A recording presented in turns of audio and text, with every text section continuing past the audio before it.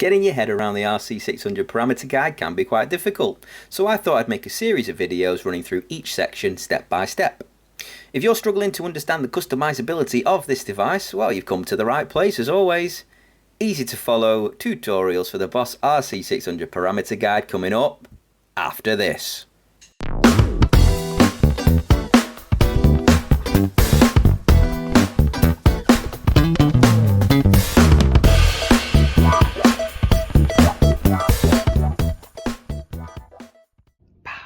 Hello again everybody and welcome to the channel. If you are new here, do consider subscribing to stay in the loop, and if you do find the content valuable, well, give it a like so that it can reach more people like yourself. Now, it's important to note that all of the videos in this series will be discussing the parameter guide version 1.2, and there may be additional features or amendments depending on when you're watching this video, but I will try and keep things up to date where possible. Now, in the first video, I'm going to be talking about memory settings under loop, which is right there, and focus on the tracks, which is, like I say, pages 2 and 3 of the parameter guide. Now, to access these features for your tracks, you're going to hit the loop button, and then you can see we've got 3 options appear on the screen: track, record and play. So in this first video, we're just going to be focusing on what's going on in here. So you hit this knob, push it down, and then you've got all of the different parameters within tracks. So let's get to it. So first up, we've got reverse, which is on the left hand side here. You can see it's switched to off, or it's set to off by default. Now what this does is determines whether our loops play back normally or in reverse, as you would probably guess from the name. When reverse is on, so if I just toggle that up, what that means is after we've recorded to that particular track, we're on track 1 by the way up there, that means that when I hit the play button, it will play in reverse. So that's going to be something that's going to depend on whether or not you want to achieve that particular sound when you're recording your loops. Next up, we've got one shot, which is going to be controlled by this second knob along, and you can see it's off by default. Now this is an interesting choice because most of the time we will want our loops to play back and repeat as a conventional looper would. But if we do turn one shot on, what that means is that after we've recorded to that particular track, we're on track 1, what will happen then is when we hit the play button, it will only play that recording once again. So it will only play it once, hence why it's called one shot. And it will play back from the beginning each and every time you hit that record button. So you can't do your conventional overdub. Let me just show you a bit of an example. So if I record and then hit play, you can see that it's just going to play that back one time. And then every time I hit that play button, watch what happens. It just keeps playing from the beginning of the loop. So that's one shot.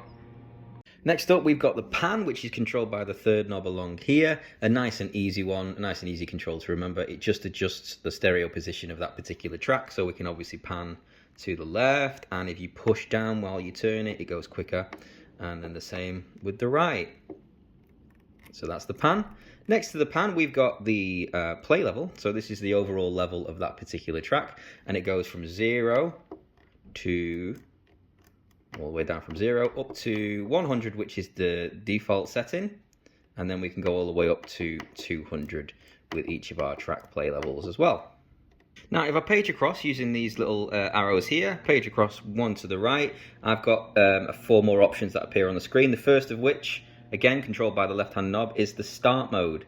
Now the start mode determines whether our tracks play back as soon as we press the pedal, or if they play back, so that would be immediate, or I can get them to fade in. So it's a personal preference whether you want your tracks to play back immediately or to fade in. And we can adjust in the fade in. We can adjust the fade in time, which I'll cover in another video later in this series. And then next to that, we've got stop mode, which is this knob here. And the stop mode, we've got 3 options for this one. It's similar to start mode, but we can also adjust how the tracks stop in the stop mode. Our options are to stop the tracks immediately, which is that first one, and then if I just turn that across here, we can stop the track by fading out. Again, I'll cover the fade in and out in another video. And then finally, we can stop at the end of the loop. I tend to use this one quite frequently because it just gives me that option to be able to hit the stop pedal, and it will stop at the end of its loop. Okay, so here's an example of stop mode. So if I hit record and then play back, You can see stop mode is currently on immediate, so as soon as I hit the stop button, it will stop. If I press play again, I'll just show you one more time, and as soon as I hit the stop button, it stops immediately. With the fade, it will fade out. You're not going to hear anything because we haven't got any audio coming through, but if I hit stop, it will fade out, and you can see it just sort of plays a little bit more of the loop, and that will be fading out. And then finally, if I change that to loop, when I hit play now, sorry if it's losing focus, hit play, and if I hit stop early, it will stop at the end of that loop. So I'll do that one more time. I'll hit it nice and early, and it stops at the end of the loop. For dub mode, we've got three options. The default is just the standard overdub setting, which is when we can layer over previously recorded loops, etc., which I'm sure we're all familiar with. If I move across to replace one, this is the second method, and this allows you to record a new loop over an existing recording whilst that existing recording is still being played back. So you'll hear your previously recorded loop, and then this one will replace it after you've already heard them both together. And then the final one is replace two. It's similar to the replace one, however you will not hear the previously recorded recording playback as you overdub. Finally, on this second page, we've got the option to have effects being applied to a particular track. So this determines whether or not we want any input or track effects being applied to the selected track. As you can see, we're on track 1. So you might only want certain tracks receiving effects, and you have the option here of turning that off. So if you want track 1, say, not to have any effects whatsoever, you can just turn it off, and then you don't have to worry later on about which tracks are being sent which effects. But I just like to have all of mine set to on, and then that way later on I can just send certain effects to certain tracks, and I'd rather do it that way. Okay, so if I page across using the arrow key again here, I'm on my third page now, and this is where I've got an option for play mode. The first one on the left hand side is set to multi, and multi mode is different to single mode. I'll talk about the differences between the two here. So multi-mode is basically when we are just multi-tracking, so we can have, say, let's track 1 and then track 2 and track 3, and all of your different instruments on these tracks will play at the same time. Whereas when we're in single mode, you can structure your songs, so you might want to have an intro, a verse, a chorus, etc., and then they will play back separately. Here's an example. I've got my track 1 and track 2 both in multi-mode. So let's say I want my track 2, that's recording over the top, and now both of those first two tracks are being played back at the same time, and I can obviously stop and then bring them in as and when I would like, but basically they're playing at the same time. Now in single mode it's a little bit different. Let me just remove those recorded loops there. If I switch track 1 to single, and then if I just press the loop button, I can go across to track 2, switch that to single. Now they're both in single mode, and then if I hit record and press play, when I record this one, this one will stop. So I'll hit record, and now you're going to hear this one play. So let's say I've got a chorus here, I want my verse to come back in, I will hit play here, and then my verse comes in. So they're playing separately as opposed to playing together. So that's single mode. So next up we've got measure, and by default it's set to 3. This basically determines how many measures we want our tracks to be. And like I say, it's set to 3 by default, which means that the number of measures are determined by the length of the recording. So when you hit record, however long your recording is will determine how many measures long it is.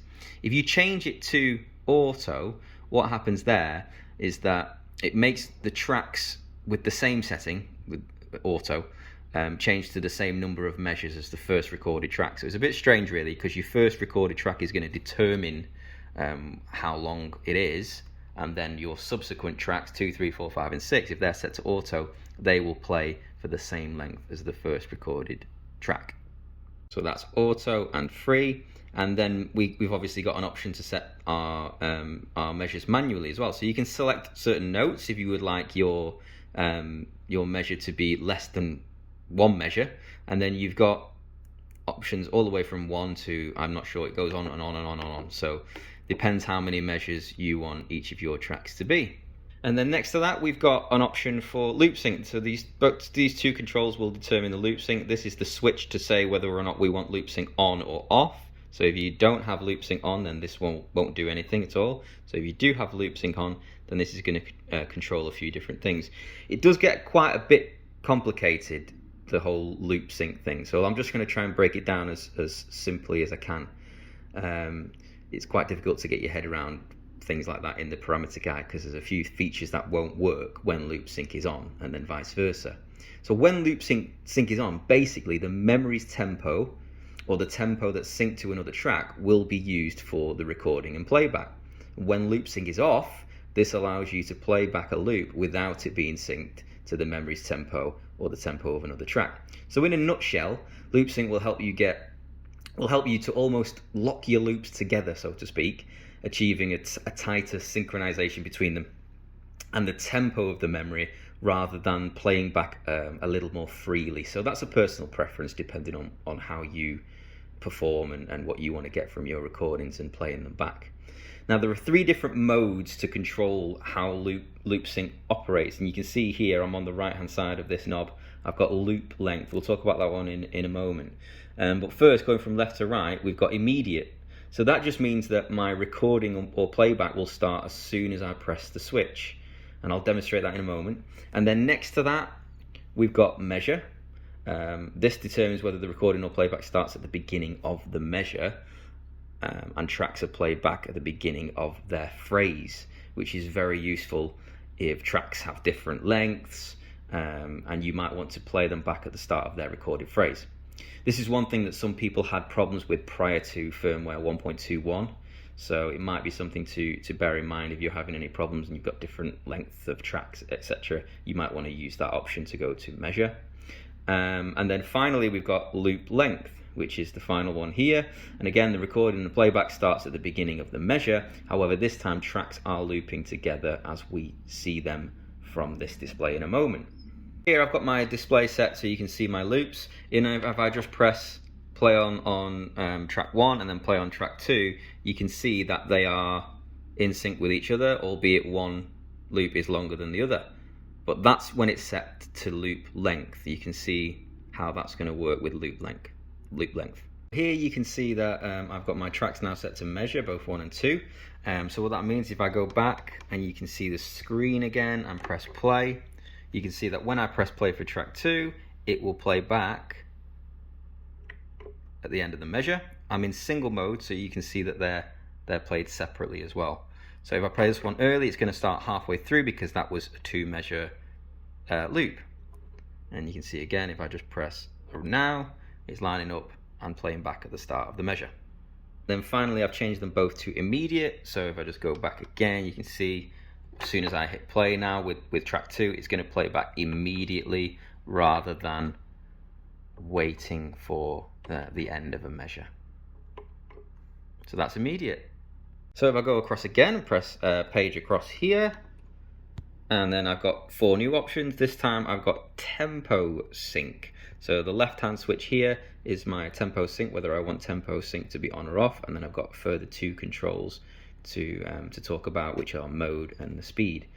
So tempo sync basically determines whether we want the track to play back at the memory's tempo or at its original tempo. And the tempo, when tempo sync is on, it will play back at the tempo within the memory. So let's say my tap tempo there is, let's go for, you can see 115.2. So if I just do that now, it'll be 114 or 115 if I want a nice round number.